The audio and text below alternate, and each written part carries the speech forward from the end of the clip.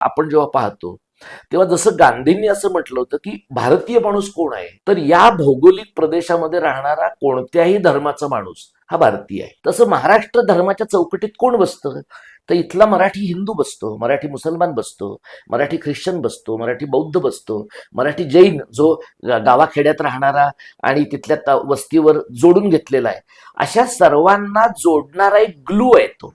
म्हणजे त्या अर्थाने ही अशा प्रकारची साचेबद्ध परंपरानिष्ठ रचना नाहीये. एका अर्थाने एक लूज अशा प्रकारचं लोकांना जोडून घेणारं क्षेत्र म्हणून महाराष्ट्र धर्माकडे आम्ही पाहतो. म्हणजे ही आपली आयडेंटिटी आहे. आणि आता ही आयडेंटिटी किंवा ही ओळख का महत्वाची आहे, तर स्वतंत्र भारतामध्ये आपण असं मानलं की तेलुगू माणसाला तेलुगू म्हणून नीट जगता येईल, बंगाली माणसाला बंगाली म्हणून नीट जगता येईल, मराठी माणसाला मराठी म्हणून नीट जगता येईल. पण एक टप्पा विशेषतः जे आपल्याला नवं स्वातंत्र्य मिळाले 2014च्या नंतर, त्याच्यानंतर एक असं असं लोकांना वाटायला लागलं की ह्या सगळ्या बाकीच्या ओळखी आहेत त्या चूक आहेत. म्हणजे आपली एकच ओळख काय असली पाहिजे, हिंदू असली पाहिजे.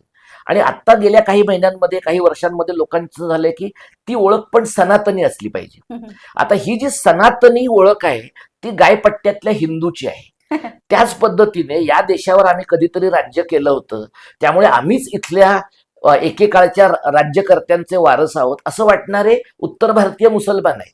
हे उत्तर भारतीय मुसलमान आणि उत्तर भारतीय हिंदू हे आत्ताच्या महाराष्ट्रावरचं स्थलांतराच्या अंगाने आणि सांस्कृतिक आक्रमणाच्या अंगाने असलेलं महत्वाचं संकट आहे. या संकटाच्या विरोधात उभं केलेलं काउंटर नॅरेटिव्ह म्हणजे मराठीकरण आणि महाराष्ट्र धर्म आहे.